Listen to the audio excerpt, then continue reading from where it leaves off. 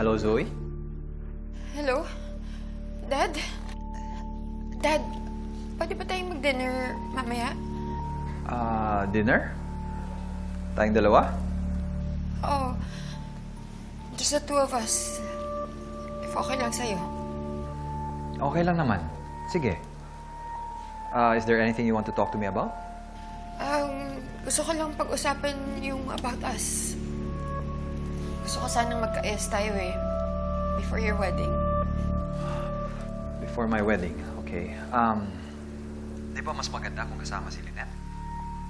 She's also involved in this, or? Dad, pwede bang tayo na lang muna? Hindi pa ako ready harapin si Lynette. Okay, sige. Let's have dinner.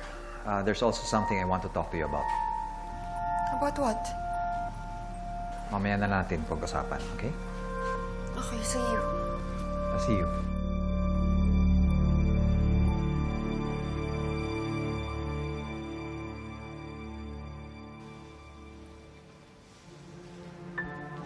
Zoe?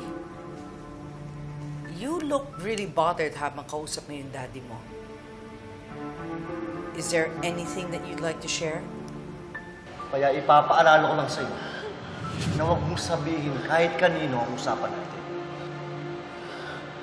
At kapag hindi ko nakuha ang gusto ko, mabubunyag na ang lahat. Na anak ka ni Carlos Benitez. At hindi ka anak ni RJ Tanyag.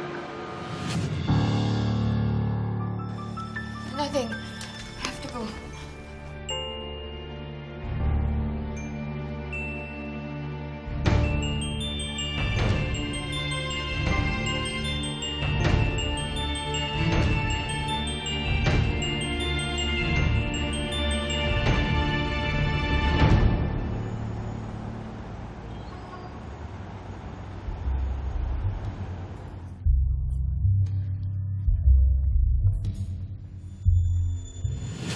RJ, makinig ka.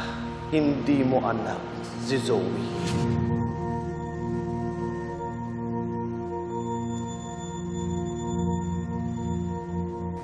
Dad, something bothering you?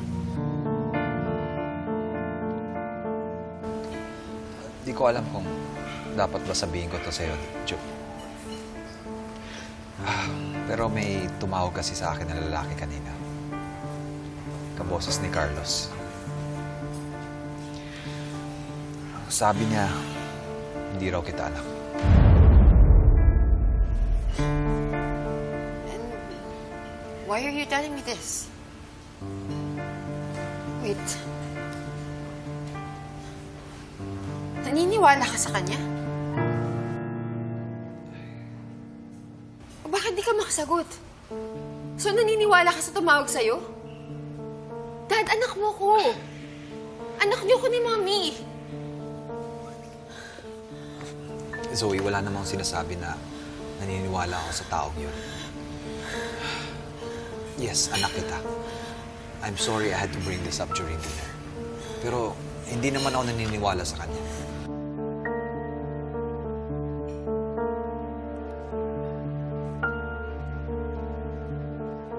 I love you, Dad. I love you too, anak.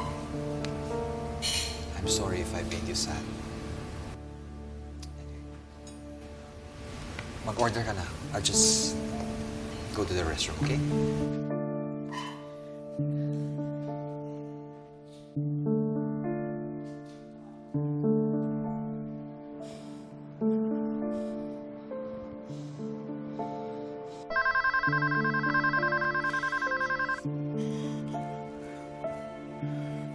Hello, Zoe.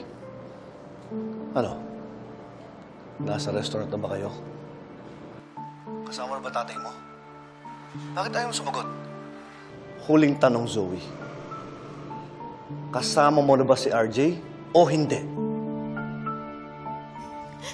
Oo. Oo, kasama ko na siya. Good. Parating na ako dyan. Hintayin mo lang ang go signal ko para umalis ka na sa tabi niya at para hindi ka na madamay. Please, wag mo gawin to. Please, wag mo gawin to, please.